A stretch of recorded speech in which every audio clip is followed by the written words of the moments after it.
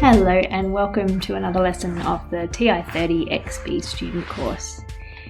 In this particular lesson we're going to be looking at solving some problems using area and volume and some of the functionality on the calculator that can help you to look at problems involving measurement. So the first example we're going to look at today just involves calculating the area of a circle.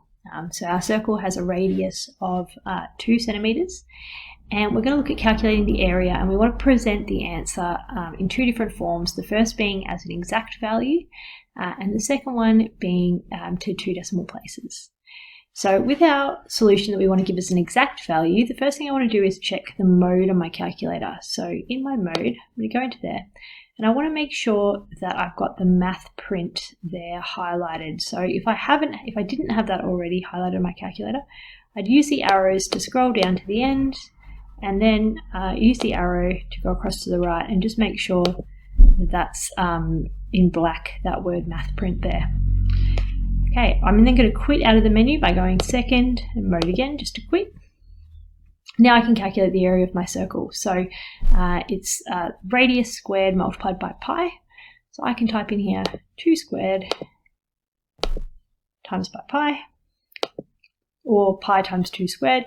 Doesn't really matter which way around you want to do it according to our rules of BODMAS. And then I can click enter and there my answer comes up for pi. Okay, so we can see that that's as an exact value, and we can tell because we've got pi in our answer rather than a whole lot of decimal places. If I wanted to change this so I don't want this as an exact value anymore, I want this as a decimal. So I'm going to change my mode.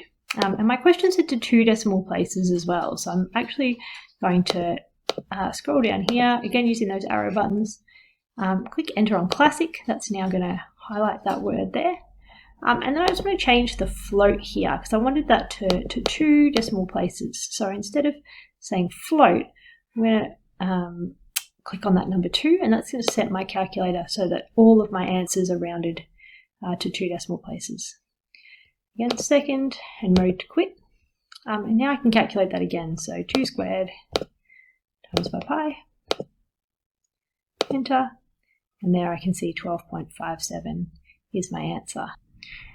The other thing we could do here to help us with this question is to use that constant function, the k. So if I went into here, second, and then that division sign to bring the k up, and now I could type in my formula. So I'm squaring the radius and then I'm multiplying by pi. And press enter, and you can see there that k is now come up on the top of the screen. Again, second, quit, and now if I type in the number 2 again and press enter, there you go, you can see that there. And because I've got that fixed to decimal places, again it's come up with my answer in decimals. This would be really useful for if I had to do a few calculations. So say the next one I had to do was 7, a radius of 7, type that in, get my answer, and then maybe I had to do another one of say like 16 afterwards, and there, so we can really quickly and easily work through that problem with multiple different circles. Okay, the last example we're going to look at today involves calculating volume. So a similar strategy for what we would use for calculating area. I'm going to imagine that we've got a shape, and the shape has a cross-sectional area of 14 pi centimeters squared and a height or a length of 3 centimeters in the 3D direction. Okay, so again, say we wanted to calculate this and we wanted to get both an exact value and a value rounded to 2 decimal places. So we would go into our mode for the first one, and again for our answer where we're after an exact value, we just want to make sure that we've got the math print highlighted, which we do.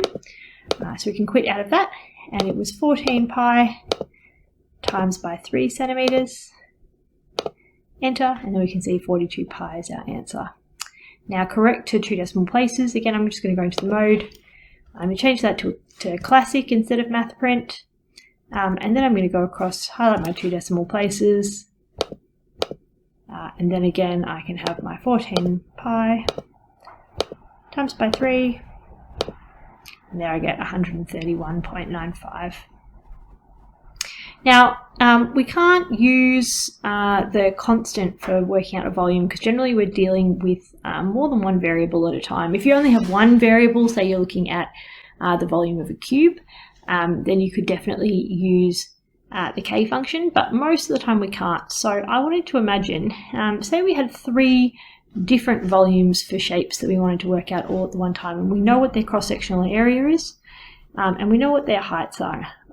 We could actually use our stat menu and our lists for this.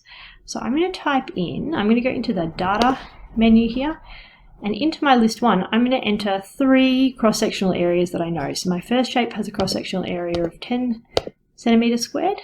My second one is that 14 pi that we had before.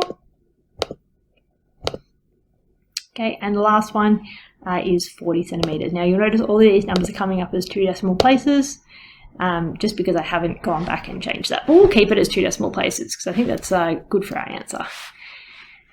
In our list 2, we're going to enter the heights of those 3 shapes. So that was going to be 6 centimeters for our first shape, it was 3 for the second one, and for our last one we're going to have 8 centimeters. Okay, then in our last column we want to multiply the cross-sectional area by the height for each of these shapes. So I'm going to enter in a formula here. So again, I'm going to press on my data menu, and then I'm going to go across to where it says formula here, and here it says add/edit formula. So I'm going to go enter, and into my list 3, my formula is I want to multiply the numbers in my list 1 by the number in my list 2. So again, I'm going to press data again, and I'm going to go list 1 times by list 2. Okay, press enter, and there are my volumes for each of those shapes. That's it for this lesson. Thank you.